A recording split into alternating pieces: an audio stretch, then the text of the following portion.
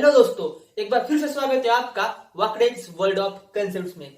तो हम आपके लिए लेके आए 9th स्टैंडर्ड की मोशन एंड प्लेन की पूरी सीरीज आपके डिमांड पे। अब तक हमने 10th स्टैंडर्ड के बारे में देखा था, अब हम आपके लिए 9th स्टैंडर्ड को लेके आए हैं। तो आज शुरू करते हैं 9th का पहला चैप्टर, मोशन इन प्लेन। तो क्या होता है मोशन, आपको क्या लगता है? What is motion? Whenever the position of object changes with respect to its surrounding, क्या? Whenever the position of object changes with respect to surrounding, it's called motion. इसका मतलब क्या है? अगर हम इस ब्लैक व्हाइट बोर्ड को लेते हैं एज अ सराउंडिंग और मैंने इधर ये कोई भी इमेज बना ली और अब मैं इस मार्कर को मूव करता हूं, मैं मूव कर रहा हूं मार्कर को, तो इसके सराउंडिंग के रिस्पेक्ट में ये मार्कर मूवमेंट कर रहा है। क्या कर रहा है? मूवमेंट कर रहा है। तो ये हुआ मोशन में। तो कौन कौन सा ऑब्जेक्ट मोशन में होते हैं? क्या हमारी धरती घूम रही है, यानी कि धरती मोशन में है। अगर कोई आदमी हिल रहा है तो वो मोशन में है। आप देखो ये मार्कर, आपको क्या लगता है? रेस्ट पे, अब मोशन में है। ये मोशन जो होता है वो रिलेटिव टर्म होता है। कोई भी एक आदमी देख के बता नहीं सकता कि वो ऑब्जेक्ट मोशन में है या फिर रेस्ट पे। वो डिपेंड करता है बहुत सारे फैक्टर्स पे, यानी कि रिलेटिव पे। हमें उसे कोई ना कोई सराउंडिंग देना पड़ता है। मैंने अभी मार्कर को मोशन में कहा था, लेकिन किसके रिस्पेक्ट में? इस ऑब्जेक्ट के, रेड वाले ऑब्जेक्ट के रिस्पेक्ट में। मान लीजिए कि आप ट्रेन में सफर कर रहे हैं और ट्रेन में सफर कर रहे हैं और सामने एक मम्मी और एक बच्चा बैठा है और ट्रेन से पास हो रही है और सामने ट्रेन के खिड़की के बाहर पेड़ है। तो बच्चा क्या कहेगा? मम्मी मम्मी देखो पेड़ पीछे जा रहा है। क्या कहेगा? मम्मी मम्मी देखो पेड़ पीछे जा रहा है। लेकिन असल में हो क्या रहा है? ट्रेन आगे जा रही है, पेड़ तो उसकी जगह पे, लेकिन उस बच्चे को क्या लग रहा है कि पेड़ पीछे जा रहा है और वो बच्चा तो रेस्ट में है। यही हमारे साथ भी होता है। हमारी आंखों को समझ में नहीं आता, हमारी आंखें हमेशा अज्यूम करती है कि हम रेस्ट पे, और यही फिजिसिस्ट भी अज्यूम करते हैं कि हम हमेशा खुद को रेस्ट पे मान के सराउंडिंग को ऑब्जर्व करते रहते हैं। अगर हम ट्रेन में बैठे हैं और आपके बाजू में कोई और लड़का बैठा है या लड़की बैठी है, तो आपको क्या लगेगा? वो रेस्ट पे, यानी कि वो हिल नहीं रहा है। क्यों? क्योंकि आप दोनों एक दूसरे के रिस्पेक्ट में रेस्ट पे हो। लेकिन वही अगर दूसरा आदमी ट्रेन के बाहर से आप दोनों को देखेगा तो उसे क्या लगेगा? आप मोशन में हो, आप ऐसे जा रहे हो। आई होप आपको समझ में आया होगा कि मोशन का कंसेप्ट रिलेटिव है। अगर आप ट्रेन में हो तो आपको पेड़ पीछे जाता हुआ दिखाई देगा, और वही आदमी अगर ट्रेन के बाहर से देखेगा तो उसे लगेगा कि ट्रेन में जो अंदर बैठा है वो मोशन पे है। तो इसी तरह मोशन का कंसेप्ट है।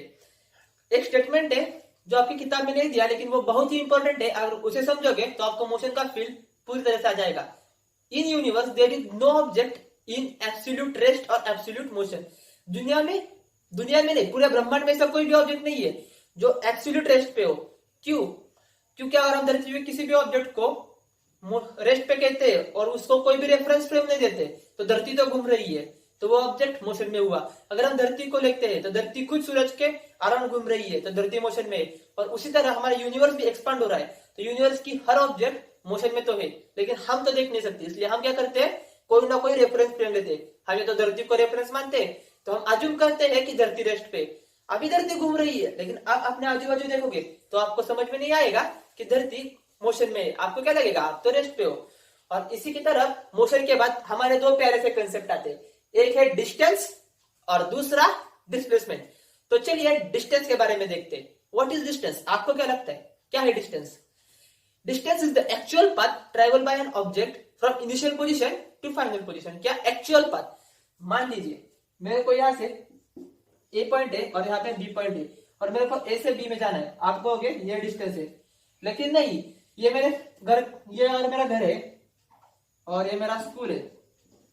मान लीजिए बीच में बहुत सारे घर है, स्कूल है, रिवर है, कुछ भी बहुत सारी थिंग है।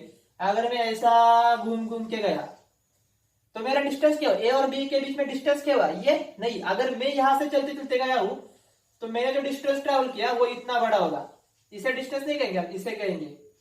और अगर मैं सीधे सीधे चलते चलते आया तो ये होगा मेरा डिस्टेंस। यानी कि क्या? The actual path travel by the object. जो ऑब्जेक्ट है वो किस पाथ से जा रहा है उसे हम डिस्टेंस कहते हैं। और इसी के साथ डिस्टेंस का भाई होता है डिस्प्लेसमेंट, जो उसी के साथ साथ आता है, लेकिन वो खुद के साथ एक डायरेक्शन लेके आता है। डिस्प्लेसमेंट मतलब क्या? द शॉर्टेस्ट पॉसिबल डिस्टेंस, या फिर पॉसिबल ना हो तो भी चलेगा। The shortest distance between its initial point and final point is called displacement. क्या? Shortest distance between initial point and final point. मान लीजिए इनिशियल में स्टार्टिंग में at T is equal to 0, मतलब स्टार्टिंग में अगर मैं ए पॉइंट पे था तो मैं फाइनली बी पॉइंट पे पहुंचा हूं। तो डिस्प्लेसमेंट का शॉर्टेस्ट डिस्टेंस क्या है? स्ट्रेट लाइन होगी। हमेशा आप कोई भी दो पॉइंट ले लो, मान लो ये ए है ये बी है, शॉर्टेस्ट डिस्टेंस क्या होगा? सीधी लाइन ही तो होगी, ये थोड़ी शॉर्टेस्ट डिस्टेंस होगा, ये तो शॉर्टेस्ट डिस्टेंस नहीं है। तो ये हुई डिस्प्लेसमेंट, हम इसे कह सकते हैं डिस्प्लेसमेंट, और इसे हम कह सकते हैं डिस्टेंस।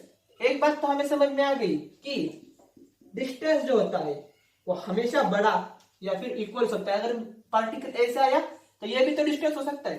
तो डिस्टेंस डिस्प्लेसमेंट से बड़ा होगा या डिस्प्लेसमेंट जितना होगा।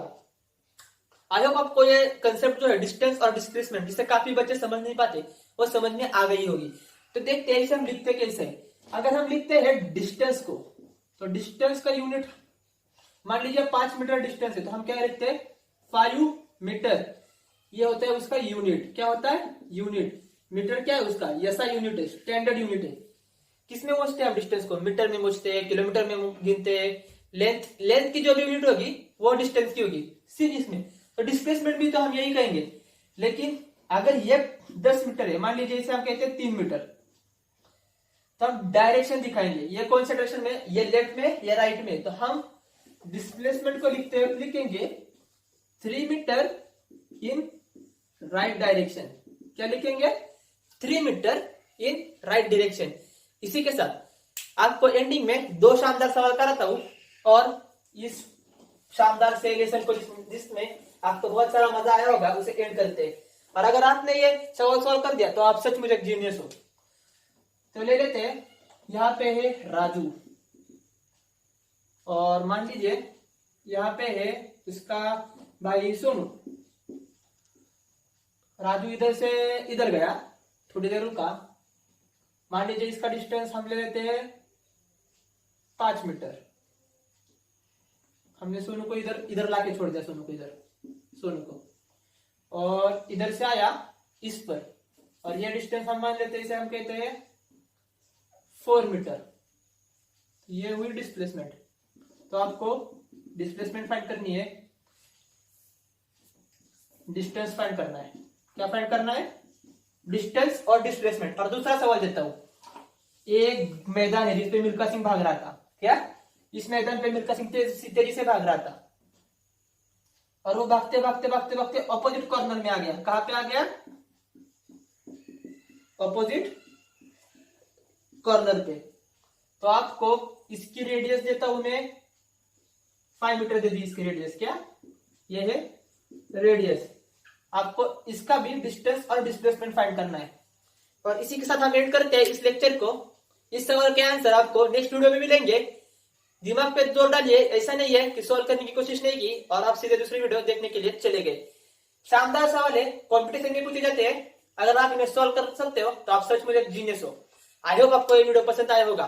और अगर आपने हमारी टीचिंग को एंजॉय किया है और आप चाहते हैं कि हम आपके लिए आपके कहने पे ऐसे ही वीडियोस लाते रहे, तो हमारे इस वीडियो को लाइक कीजिए, इस चैनल को सब्सक्राइब कीजिए, और हाँ, उस बेल आइकन को बजाना ना भूलिए, क्योंकि इसी तरह आगे आने वाले बहुत ही मजेदार वीडियोस की नोटिफिकेशन आपको टाइम पे मिलती रहे और आप अपने एग्जाम में फोड़ सको। तो stay tuned with Wakdays world of concepts, learning today, leading tomorrow. Thank you.